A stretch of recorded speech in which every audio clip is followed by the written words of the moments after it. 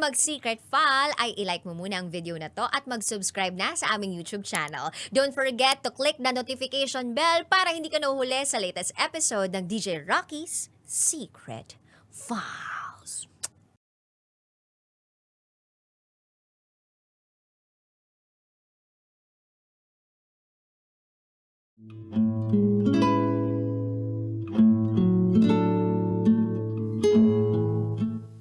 And now, it's time for DJ Rocky's Secret Files.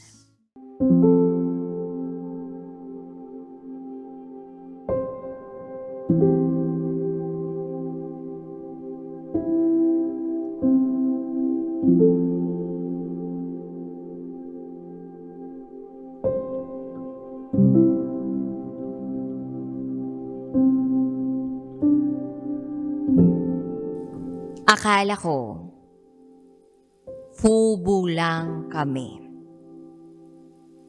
Walang emotions involved. Pero, mali ako.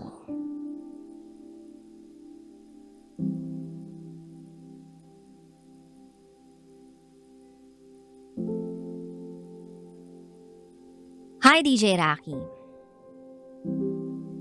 Aliw na aliw ako sa programa mo. Minsan nga,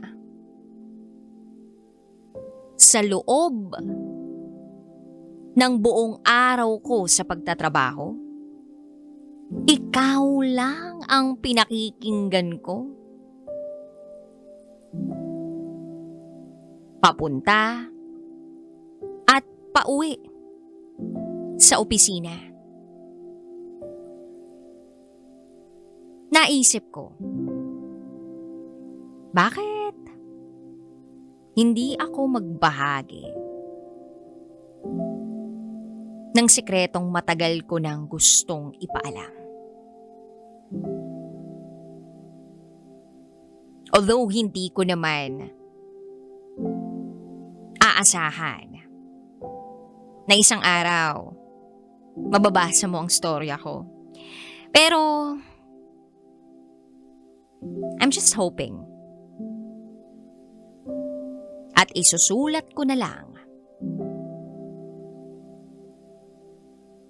ang karanasan ko para maalis ang bigat na nararamdaman ko.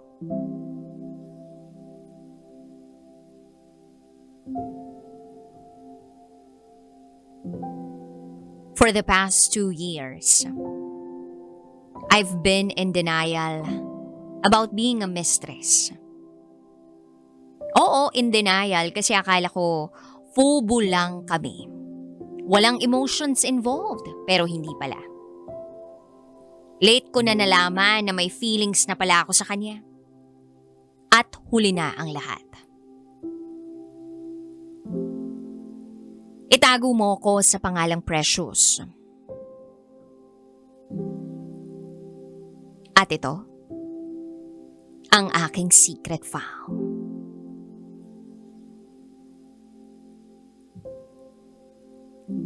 I'm in my late 20s.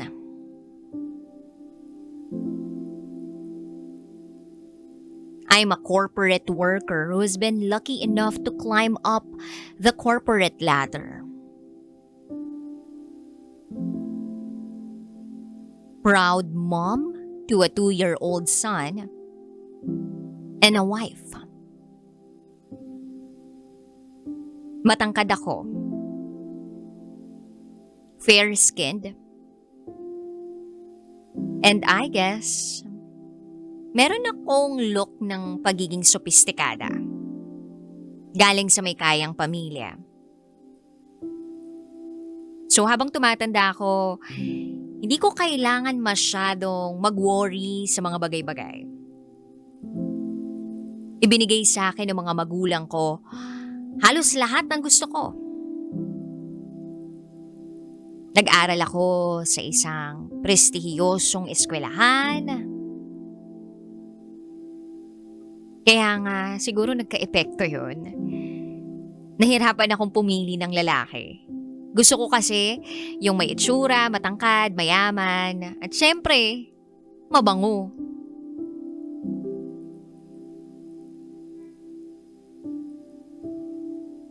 So after graduation, nag-BPO ako. I decided to leave my comfort zone because I was very shy in college. Maraming umaaligid sa akin noon. Kahit nga bading eh. Pero ni isa ron, wala akong napagbalingan ng interes ko. I already had a boyfriend then, who eventually became my husband. Siguro dahil doon, hindi ko na pinansin yung mga lalaki sa BPO, and honestly, hindi naman nila na-meet yung standard ko. So after 3 years in BPO, I got tired of the schedule. Gusto ko nung normal na sleeping pattern or schedule. Gusto ko ng normal life. Yung hindi ako parang zombie, nagigising sa gabi para magtrabaho. So I shifted careers.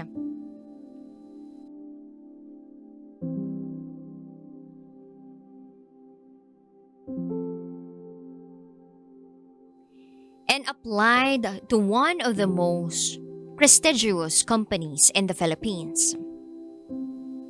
Lucky for me, I got the job. Nagsimula ako sa pinaka-umpisa. Pinakamababa. The first day, sobrang mahiyain ko kasi ang formal sa corporate world. Feeling ko out of place ako.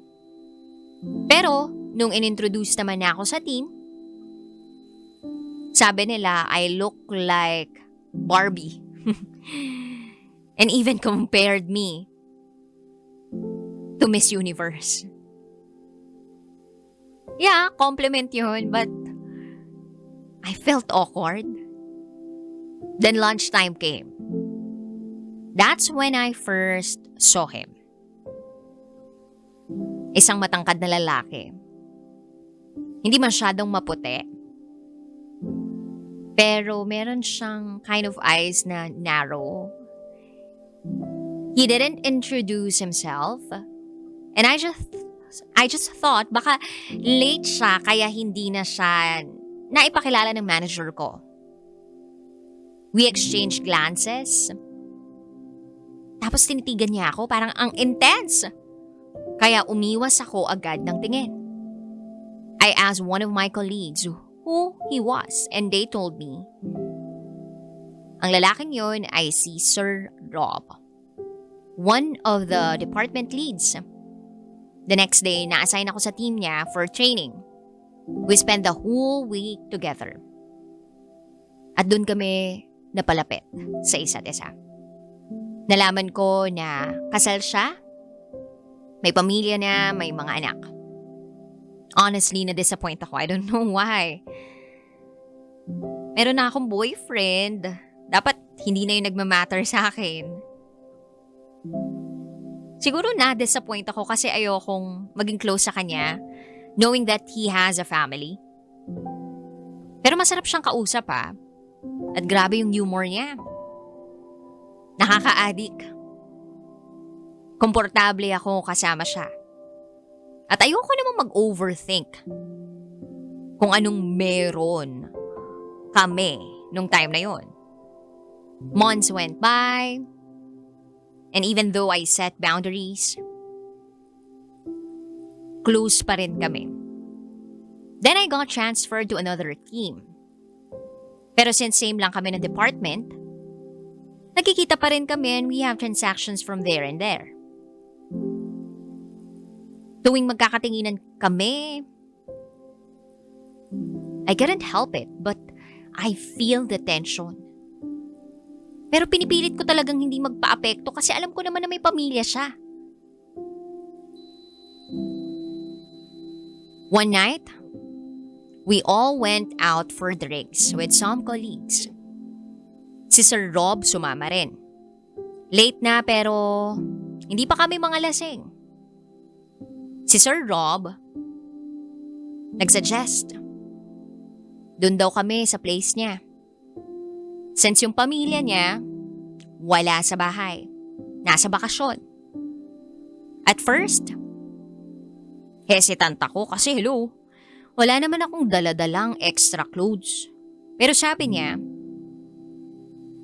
on the way lang daw yun from my place. So pwede raw akong dumaan sa bahay ko para makakuha ng damit. So I agreed. We talked about work, life, and even about his marriage. Na-share din niya na siya at ang asawa niya ay elementary sweethearts. Maaga silang nagkaroon ng mga anak. Then tinanong niya ako, ikaw, kailan ka magpapakasal? Sagot ko, I don't know, di pa ako tinatanong eh.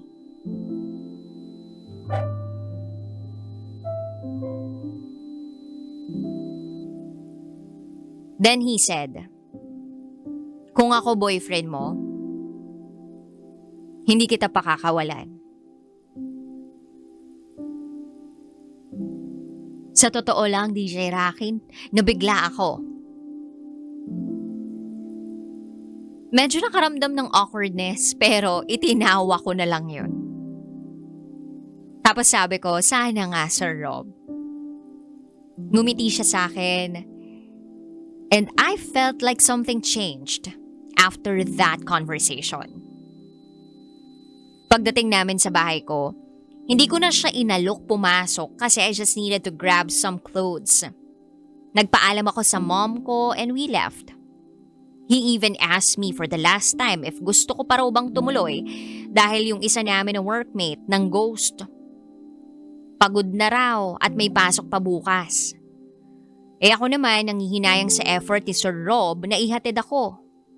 Pumayag din naman ako given na sa sala lang ako matutulog. Pero sabi niya wag na. Doon ka na matulog sa spare na room. Sa masters naman ako matutulog. I trusted him. So pumunta kami sa lugar niya. Pagdating sa kanila, nagpalit agad ako ng damit. Isang malaking t-shirt at shorts. Naramdaman ko na tinitingnan niya ako. At ayoko ring magsalita. Kasi baka maging awkward pa yung pagkakataon. So tinuloy namin ang pag-iinom namin. Since bago nga ako sa corporate world, binigyan niya ako ng pieces of advice. Nag-share din siya ng mga storya base sa experiences niya sa trabaho. Binigyan ko rin siya ng mga kwento ko and nag-share din ako sa kanya ng experiences ko sa BPO. Which na-culture shock siya by the way. Dahil ibang-iba nga ang BPO sa current company namin. It felt comfortable. Hanggang sa tipsy na kami. Sabi ko sa kanya, Sir Rob, I can't keep up with you anymore. Hilo na ako. Lakas mo palang mag-inom eh. He agreed na oras na para tumigil. Inihatid niya ako sa taas, inalalayan paakyat. Ramdam na ramdam ko yung tensyon habang nakahawak siya sa bewang ko. Dahil pagapang na rin ako halos umakyat. Pagdating namin sa spare room, tinanong ko siya. Matutulog ka na ba? Pwede ka pang magstay, kahit sandali lang. He just smiled at me. Tumabi sa akin. And for a moment, there was nothing but silence. Pero ramdam na ramdam ko yung tingin niya sa likod ko. Hanggang sa hindi ko na nakayanan. Humarap ako sa kanya. At umaksyon. Gumawa ng bagay na kanilanman ay hindi ko inaakalang magagawa ko. Ito ang magpapadama sa akin ng kakaibang pakiramdam na kahit kailan hindi ko pa nararanasan.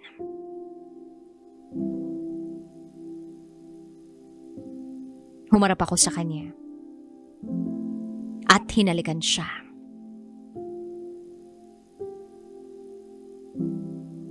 Ang hindi ko ina-expect, DJ Rocky, ay ang halikan din niya ako pabalik.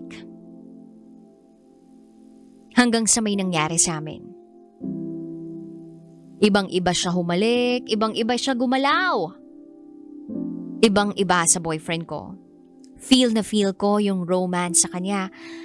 Kuhang-kuha niya yung kiliti ko. Kahit unang beses pa lang namin nung time na yun.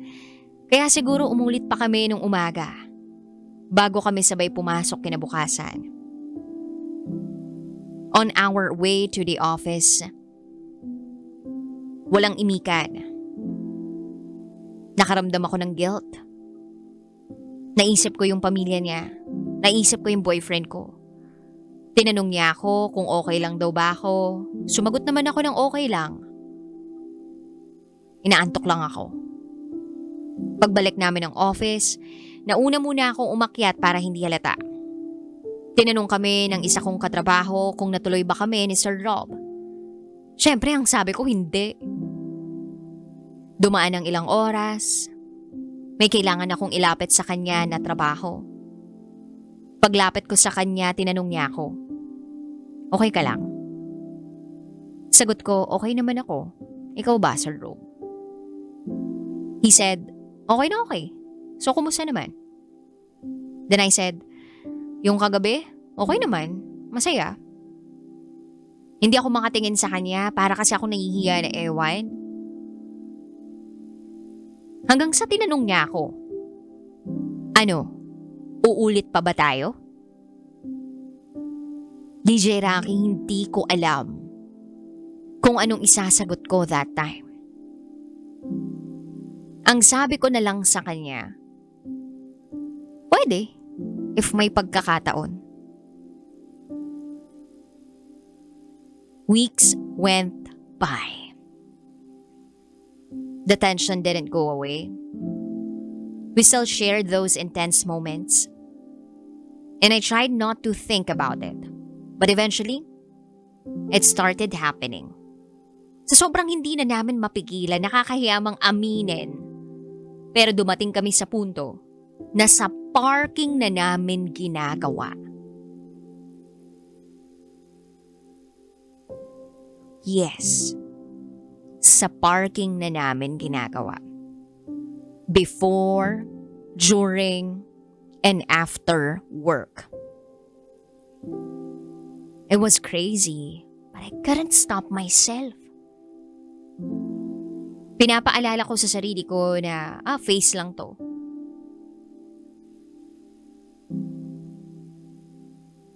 Pero, sa tuwing nagkikita kami ni Sir Rob, unti-unti ako nahuhulog. Dumaan ang ilang buwan, ganun kami. Ganun at ganun pa rin. Ayaan lang sa mga mata. Tapos doon na kami magkikita sa parking. Siya ang rason kung bakit ako masaya na pumapasok sa opisina. Kami pa rin ang boyfriend ko, ha? Pero ramdam na ramdam ko na rin ang coldness at halos ilang beses na rin kaming hiwalay. Pero napapakapit pa rin kami dun sa thinking na baka mag-work pa kung susubukan at itutuloy pa rin namin. Yung isa kong sobrang close sa trabaho, siya lang ang nakakaalam. Ang sabi pa nga niya, ang blooming and glowing ko raw. Masyado raw akong nabibigyan ng atensyon ni Sir Rob. Pero, pinapaalala niya na wag raw akong mag-invest masyado dahil pag na-fall ako ang talo sa dulo. Palagi kong sinasabi sa kanya at sa sarili ko na, hindi, wala naman akong feeling sa kanya. Bawal. Pero kasi DJ Rocky, sobrang effort niya. Lagi niyang binibilhan. Ang isang tulad ko ng mga paborito kong pagkain, binibigyan pa ako ng mga regalo. Kapag tinatanong ko siya kung para saan, ang lagi niyang sagot, wala. Hindi naman siguro masamang bigyan ka. Dumating na rin sa punto na tinanong niya ako, what if magka-feelings? Wala siyang sinabi if siya ba or ako ang magkaka-feelings, pero ang sagot ko lang sa kanya, mahirap, hindi pwede. Pero tingnan natin. Hindi ko alam. Bakit hindi ko magawang hindian siya? Pag siya ang usapan, kaya kong gawan ng paraan palagi. Pero lagi kong sinasabi sa sarili ko noon na wala lang yun siguro. Siguro nag-e-enjoy lang naman kasi ako sa mga nangyayari sa amin. Then, one day, Sir Rob resigned.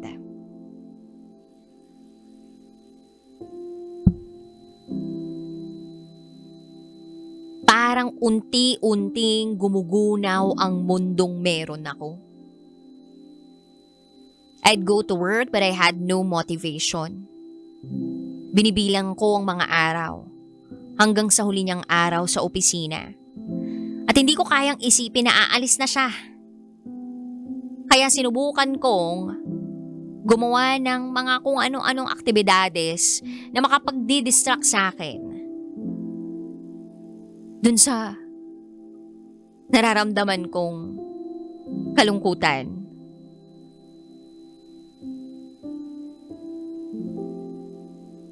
Some of the guys in the office started paying attention to me. Pero kahit may mga umaaligid-aligid, hindi ganun yung feeling ko kapag nandyan si Sir Rob. Si Sir Rob, parang siya lang yung may epekto sa akin ng ganito. Sa last day ni Sir Rob, nag-leave ako. Nakipag-inuman ako sa barkada para lang makalimutan siya. Bakit ako magpapakalungkot sa kanya? Ang dami-daming lumalapit sa akin sa opisina. Ultimo nga yung crush ng bayan sa opisina namin, chinat-chat ako eh. Kaya sino ba siya? After he left, hindi natapos ang communication namin. Magte-text pa rin siya sa akin. Magre-reply naman ako. Susunduin niya ako from work. Minsan, magmi-meet pa rin kami sa parking lot. Other times, sa tagpuan namin in our favorite motel. One day I asked him, what if tuloy natin to hanggang sa mag-30 plus na ako? He replied, let's see how long this lasts. Inisip ko noon, bakit gusto ko lang, hindi niya ba gusto? Pero hindi ko na siya tinanong. Ang bata pakinggan, no, pero gusto ko ng assurance sa kanya. Gusto ko, akin lang niya gagawin yun. Gusto ko nakikita ko pa rin siya ng matagal. Okay lang, kahit hindi ako ang priority. Okay lang kahit itago ako. Okay lang kahit ang tanga-tanga. Kung titingnan ako, basta magkikita pa rin kami. That time, My emotions were all over the place. Masaya ako pag nagkikita kami. Malungkot at galit ako pag hindi niya ako chinachat or kinakausap. Mangangako ako sa sarili ko na titigilan ko na siya. Pero isang chat lang niya. Rumurupok ako, nandyan na ako uli sa tabi niya. Hanggang sa gusto ko na sa kanyang aminin na mahal ko siya. Dahil alam ko na sa sarili kong mahal na mahal ko siya. Willing akong i-give up ang lahat para sa kanya. Willing akong maging kabit niya. Basta nandyan lang siya. Hindi na ako in denial kabit dahil inamin ko na sa sarili ko na mahal ko siya at tinanggap ko na yun. Kung hindi niya tatanggapin yung pagmamahal ko, at ayaw na rin niya akong makita o ayaw niya akong makita, okay lang. Basta masabi ko lang sa kanya. Handa na talaga akong umamin, DJ Rocky. Hanggang sa isang buwan, hindi ako dinatnan.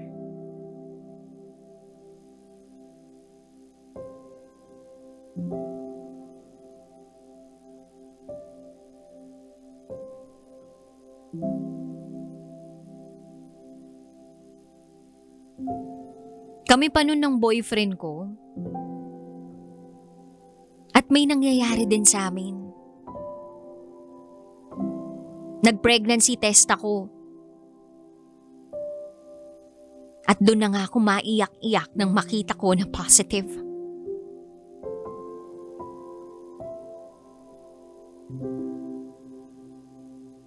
May baby na ako.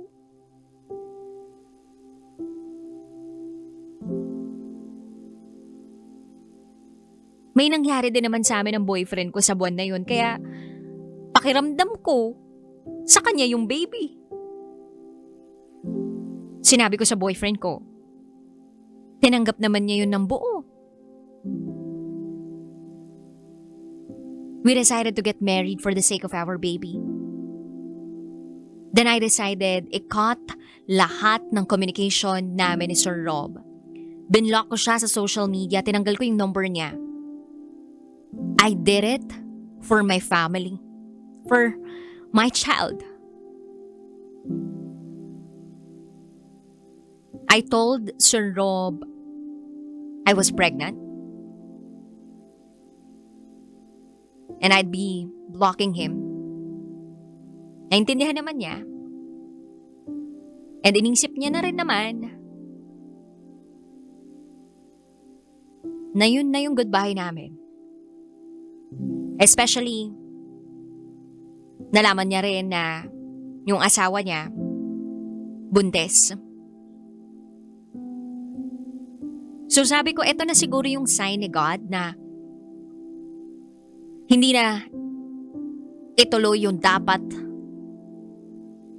matuloy kasi baka mas lalo pang masira yung buhay ko, yung buhay namin.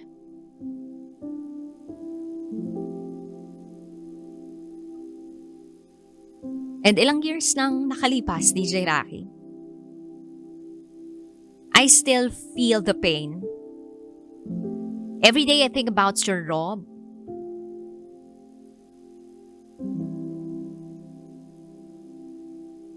And I know that Sir Rob will always be the one who got away. Although I love my husband. Kaya lang kasi, iba yung pakiramdam na hindi ka nakakuha ng closure. At nakakapagsisi na hindi ko nasabi sa kanya kung ano talagang naramdaman ko. Lumalaki rin ang anak ko na nagiging kamukha niya. Siguro dahil nga sa kanya ako naglilihi nung buntis ako. Siya lang ang laman ng mga panaginip ko. Pero alam mo, DJ Rocky, hindi ko maiwasan na isipin na paano kung anak pala ni Sir Rob ang anak ko.